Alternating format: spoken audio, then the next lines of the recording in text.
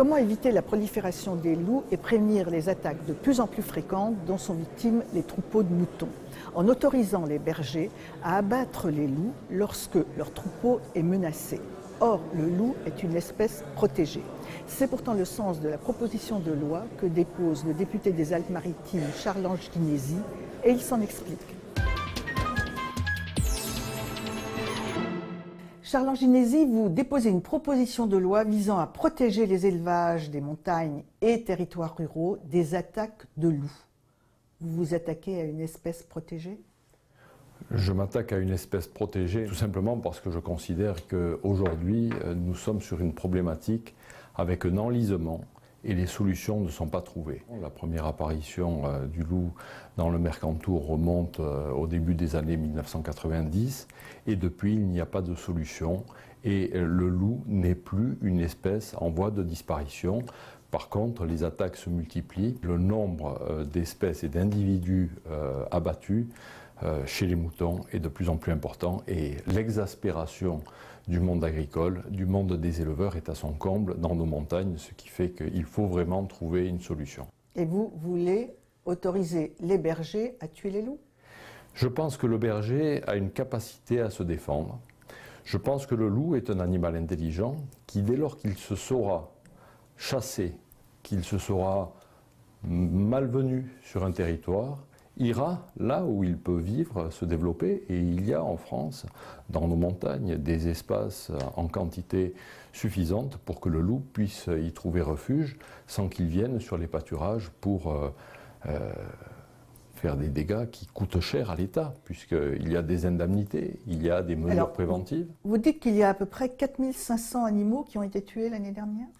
Oui, on est plus près du chiffre de 5000 cette année, plus de 300 € d'indemnité par mouton tué par le loup.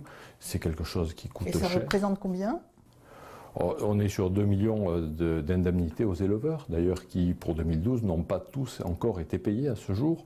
Mais au-delà du préjudice financier, il y a le préjudice moral pour tous ceux qui vivent de l'élevage. Où trouve-t-on le loup en France aujourd'hui ? Essentiellement dans la montagne. Donc vous l'avez dans les départements de Savoie, dans l'Isère, vous l'avez dans les Alpes-Maritimes où nous sommes particulièrement concernés.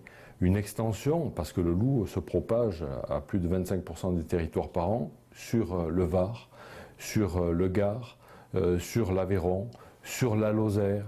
Il y a là des départements sur les Alpes d'Haute-Provence. Dans les Alpes-Maritimes, en tant que patron d'une station de sport d'hiver, la station de Valberg, je me retrouve avec des loups qui sont de plus en plus présents. L'hiver dernier, une meute de 4 à 5 loups n'a cessé d'être vue tous les matins, déambulant sur les pistes de ski, et ont pu être observés par toute la population venue en vacances dans cette station.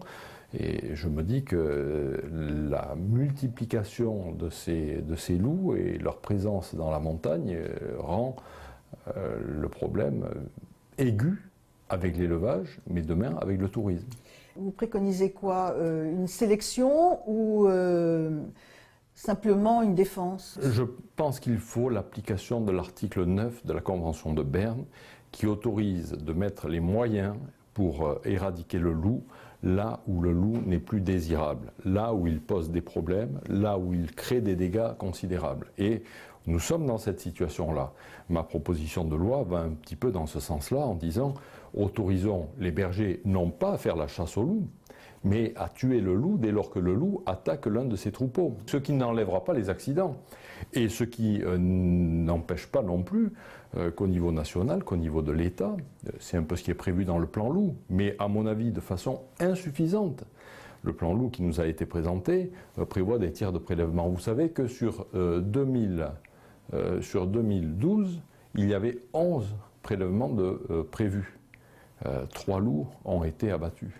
Ce qui veut dire que derrière, on peut s'interroger sur les moyens et la volonté et la détermination à véritablement faire ces prélèvements. Comment est-ce qu'on pourrait trouver le bon équilibre ?